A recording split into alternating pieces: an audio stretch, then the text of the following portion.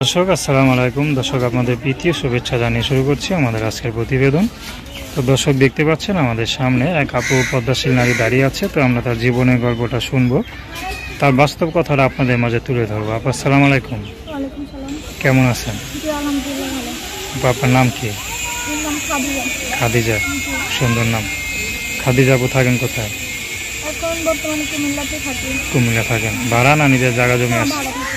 বাপদাদার কোনো পিতা মানে পিতা মাতার কোনো পৈতৃক সম্পত্তি নেই? আছে আছে, এখন বাবা তো বিয়ে করছে, অন্য জায়গায় থাকে, তো ওগুলো আর কেমন সম্পত্তি নেই। ওগুলা থেকে আমার বাড়িতে জায়গা আছে, ঘর বাড়ি নিয়ে। আচ্ছা আচ্ছা, বাপদাদার বিটা থেকে কি বঞ্চিত করে দিছে? হ্যাঁ, আমার আম্মু আর কি আসে বসে, তো আমরা ছোটবেলায় আসে বসছি। আচ্ছা, আপনার ভাই বোন কজন? আমরা দুই বোন। দুই বোন। জি। বড় কে? বড় আমি। আপনি কি করেন? আমি এখন বর্তমানে আর কি বাসা বাড়িতে কাজ করি। বাসা বাড়িতে কাজ করেন। আচ্ছা, তো পড়াশোনা করেন নাই?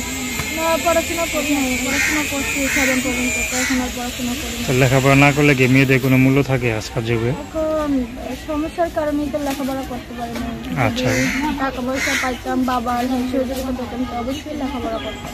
তো ছোটবেলা আপনার কোনো স্বপ্ন ছিল যে বড় হয়ে লেখাপড়া করে ডাক্তার হবেন বা ইঞ্জিনিয়ার হবেন? স্বপ্ন তো থাকে, এখন স্বপ্ন করলে তো এমন না যে স্বপ্ন পূরণ হবে, কিছু করার নাই, ভাগ্যে। ভাগ্যে যা আছে তাই হবে না? আচ্ছা, তো এখন ইউটিউবের মাধ্যমে আসছেন কি বিয়ে শাদীর জন্য না কোনো শহরে? আসছি তো ভালো একজন মানুষ পেলে বিয়ে শাদী করবো, কোনো ভাই যদি হয় সহযোগিতা করে। আমার মা এমনি ভালো আর কি, কোনো কাজ বাজ করে না, সংসারের কাজ বাজ আমি করি। আর এখন বর্তমানে যুগে বাসা বাড়িতে কাজ করলে অনেক সমস্যা হয়, মানুষের নানান ধরনের কথা বলে।